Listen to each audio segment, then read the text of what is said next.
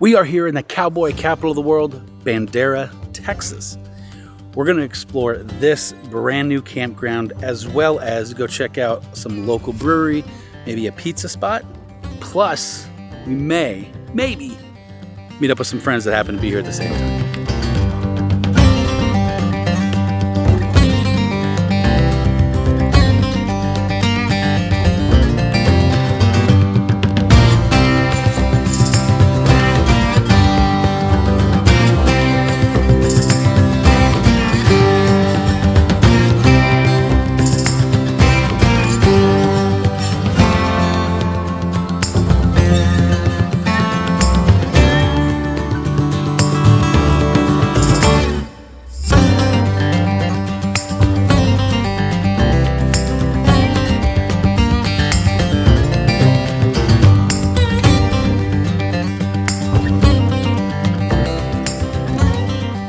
Welcome back. Like we said before, we are here in Bandera, Texas, and we are at a brand new RV resort, well, almost brand new, that we got a little tip from somebody we know that's in the area that we should come see it. So we are here. We're going to show you around this resort. Plus, like we said earlier, we're going to dive down into Bandera, Texas a little bit and see what there is to see.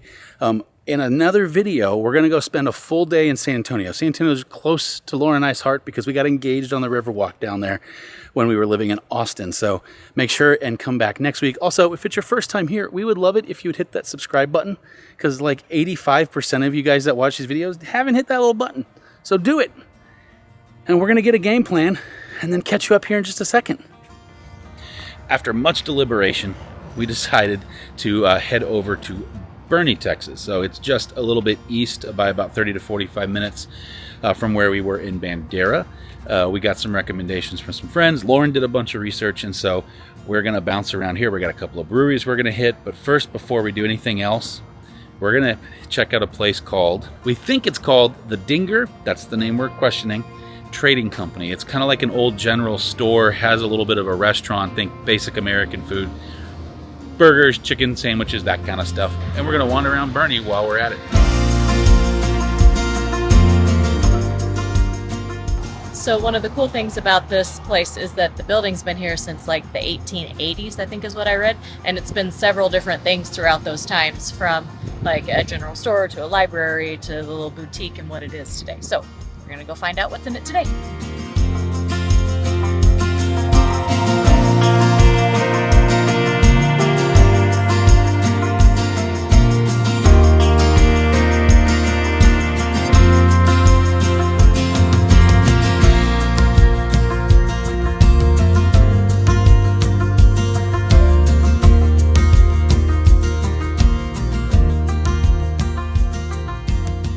So the Dinger Trading Co., and again, we are taking a wild stab at that name because we don't actually know how to pronounce it. So they also have a coffee stand as well as a little bakery section, but they do have a full-fledged restaurant. We're a little too full for the full-fledged restaurant, but I saw some food go by and it looked freaking amazing. So like Lauren was saying earlier, the building is from 1884, and at one point it was a grocery store. It was a residence at one point as well, so kind of a cool little history. The building's in really good shape for its age too, so you can tell they upkeep it, which is really cool. But food time. So I started with the chocolate croissant, which was amazing. I mean, when is a chocolate croissant not amazing? But you can tell that it was like fresh made, and it was really good. Highly recommend. And I did the oatmeal cookie with sugar frosting on top. Shocker. We did have both these things, but yeah, it was also really good. A little sweet for me and a little crumbly, but can't believe I said it was really sweet for me now that I say that out loud. Feels weird with me saying it like that. So they also have a boutique that's associated with this thing as well, so we're gonna go check that out.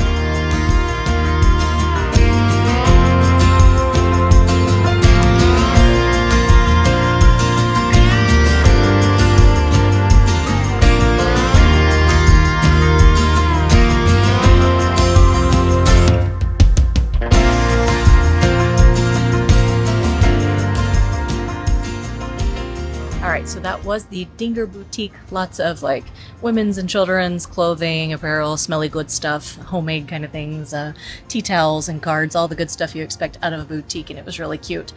We did confirm that that is how you pronounce it, is Dinger.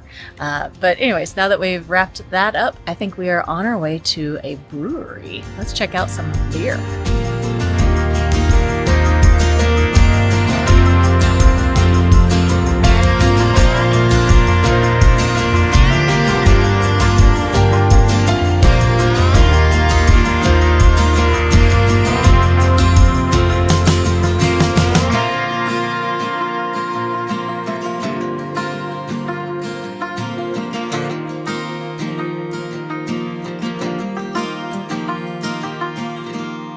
The Dodging Duck Brew House. You can tell you've had a beer. Yeah? Lightweight. How many did you have? Maybe I'm out of practice, but I had a flight of mimosas, and I feel like that was a large flight. Well, okay, the flight, they were pretty good size Good cups. size. So, would you, okay, let's start with, I got a beer, she got the mimosa flight. What do you think of the mimosa flight? I actually did think it was quite tasty, but I'm a mimosa fan.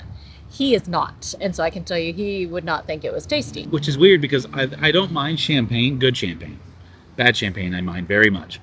True. But it's just, I don't know, as much as I like sparkling water and that kind of stuff, I'm also not a huge seltzer fan. So I think it's that same kind of... But you know what's funny? I'm not a big fan of sparkling water or champagne. Hey, riddle me that. You just like cranberry juice, orange juice, apple juice, and pineapple juice. Well, he just named the flavors that were in the flight, so thank you. Did my job for me. Would you get it again? I would in the right scenario. A little more time to process it? No, I thought it was good, but you have to be ready for the bubbles. Yeah. So it made me kind of... What'd you get? So I wanted... Yeah. It's a brew house, so I wanted a beer. And so I was going to get the Ducktoberfest, which is their Oktoberfest beer. They had just run out of it, so...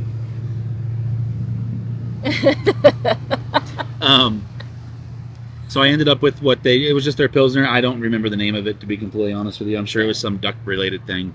Because the theming was on point. Yeah, everything was named after some form of a duck. Uh-huh. And it was okay. So it didn't have a lot of head. And if you know what beer, that little foamy part at the top, you always want a little bit of it. You know, like quarter inch, half inch, no more, no less. The beer tasted a little flat, so I don't think it had the right amount of carbonation. And it wasn't as cold as it should be. Yeah. It was cold, but not, ooh, that's good cold. And it's not like it's hot enough outside to warrant that. So.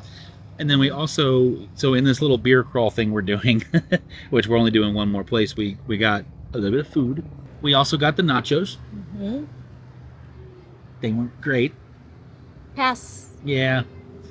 I could have made better nachos. Agreed. And that's the only thing that I would say is a little bit frustrating is when I go out to eat somewhere, whether it's, a brewery or a really nice restaurant, I want to get something I can't do. Right. Which is why we don't go to a lot of steakhouses. So we don't. The chicken was probably overcooked to begin with, and then they put it in the oven for the nachos, and it was like real overcooked. It was. But anyways, and so yeah, pass on the nachos. Maybe something else was better. I would say we did a limited sampling, so we don't know what was good. The people next to us got a lot of food, and it looked good. The burgers looked better than the nachos. Yeah. Significant. So, but we were also trying to share something. We shared the wrong thing. I guess we should have shared a burger. Maybe. I didn't think of that. We were going for snacks. And then we got, by the way, the nachos were like the size of my head. They were huge. I'm so full. I don't know how we're going to finish this crawl. Well, the crawl's 2 places.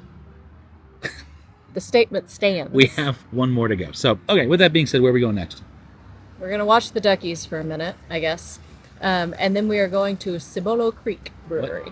What are we watching? The duckies. There's ducks in the water right here.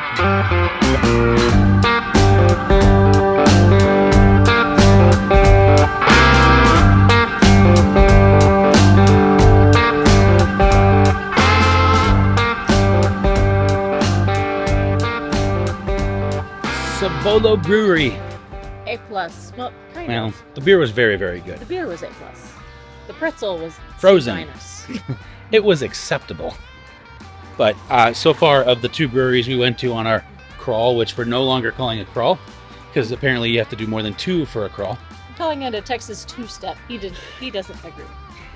So I would go to that one over the other one. The beer was much better in my opinion. The vibe was too. Yeah. So also the Packers won at the last second with a new kicker. I didn't know we had really all that much. So good day, but we are going to head to the grocery store. Isn't that exciting? We had planned for ice cream. I'm too full. Ice cream is a no-go. Very, very full. So we're going to head back to the truck, get some things, and then head back to the RV. And we're going to go explore the campground a little bit after a nap. You say after.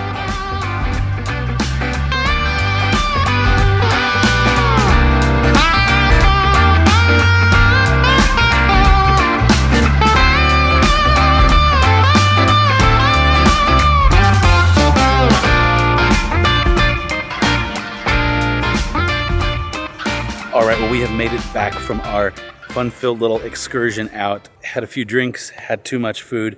We were going to get ice cream, but it's so full. So now that we're back, I want to show you around this really cool, kind of small, little campground. And I've got a little explaining to do, but we'll do that once we get over to the main area. For now, let's show you this site. All right, we are in site number 95. And it's a really cool site. It's got its quirks, but you can see our RV and truck there. So they put some AstroTurf down. A lot of the sites have kind of like gravel. So, and I'll explain why some of the sites are so different here in a second. So that's as far back as I could go, because if I were to go any further back, not that I would hit the pergola. I mean, I would if I went too far back, but the pedestal is right by one of our slides. And so I've had to kind of adjust a little bit, if that makes sense. So that's as far back as I can go and still get my slide out on the service side. So really big, wide sites. This one next to us, 96, has a covering. Ours does not. But ours has a little pergola, has a table, and then it also has over here a kind of grill slash campfire thing. So those are our chairs. Those are our backup chairs used for the non-paying guest, if you may. So those are, I got them at the Masters. I thought it'd be kind of cool to have them out. So yeah, that's that. Again, nice, real big site. If you notice, the truck's kind of crammed in there. So that's the only thing, is because of where the pedestal is versus the pergola, I can't back up anymore, so I can't really park great. I'm actually sticking out a little bit too. So now some of the sites, like you see, Crustman is like right there. That's technically a site right there. So yeah, and then on the far side you can see some regular paves, and then the next three all have these awnings. You can see a few more pergolas down there. You can see some more outdoor space. So let me explain why these are all a little bit different. Okay, so a lot of the RV sites here are actually pretty different because they're individually owned. Now, there's a management company that owns everything, and then the owners here pay an HOA fee. So when we book it, we're actually booking someone's individual site that they happen to not be in or are leasing out for some reason. So that's why some of the sites look different. Like there's one over there they build a whole structure on, and they've got a huge like TV and grill and outdoor kitchen. Really, really cool stuff. This one has a few things. There's some that have more. There's a lot that have less. Some are just sites. So that's why they're all a little different. If you remember last New Year's, we went to Firefly with our friends Phil and Stacy from Today Someday, and Todd and Steph Henson from RV Unplugged, Big Beer Batteries, all of the things. So it's actually the same management company. So that's the same situation there as it is here. So that's why some of the sites are a little bit different. But with that being said, let's go check out some of the amenities. So as an example of a site that's kind of done but in a lesser way is right here. So they have a table, they have a little campfire stuff, and they have some AstroTurf down, but that's really about it.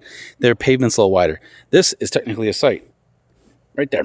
So because it doesn't have a whole lot of, I'm guessing nobody owns it or nobody's done anything with it yet. So I'm assuming the owners are responsible for putting their own stuff down. Like over there, again, kind of they put a pergola and some other things. They also made an extension on the concrete. Again, they all kind of have their own stuff that they choose to do. So this is their dog park. Not the biggest thing I've ever seen, but it is nice to at least get them some off-leash time. So if you were going to live full-time in the park, this really wouldn't be great, but they manicure it, they keep it nice and tight, but we've used it a couple times with our pups.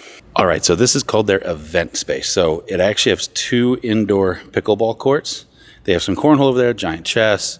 I'm sure they use it for other things. You can actually rent golf carts here as well. Kind of a cool, it's air conditioned. Let me point that out too, because we're in South Texas, it's air conditioned. There's a couple of big bay doors, but it's just a cool space. We may or may not try and play pickleball later.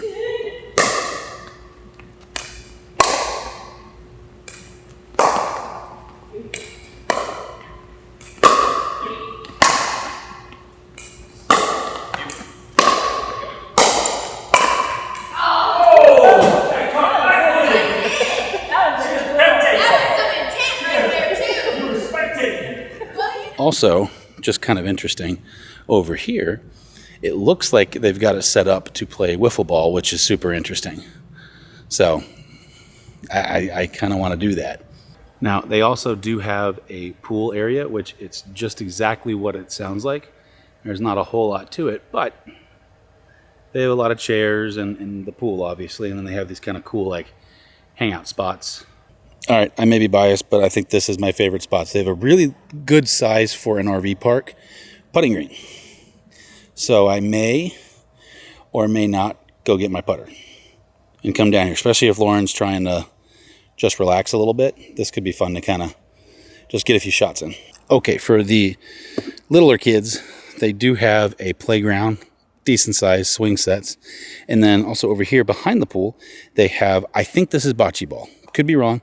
So there's a sand pit on the far side and then a grass or astroturf pit here closest to us. Hey, it's Ryan from the future. I got so excited about playing pickleball that I forgot to record our final thoughts on the RV resort. So at the end of the day, for us, I would definitely go back there. Now, Bandera, Boerne as a whole, there's not a lot to do there, to be completely honest with you. If you're wanting to stay in San Antonio, go down and stay somewhere in San Antonio. If you're looking for somewhere to come and relax, or you happen to be in this area a lot, this RV park's great.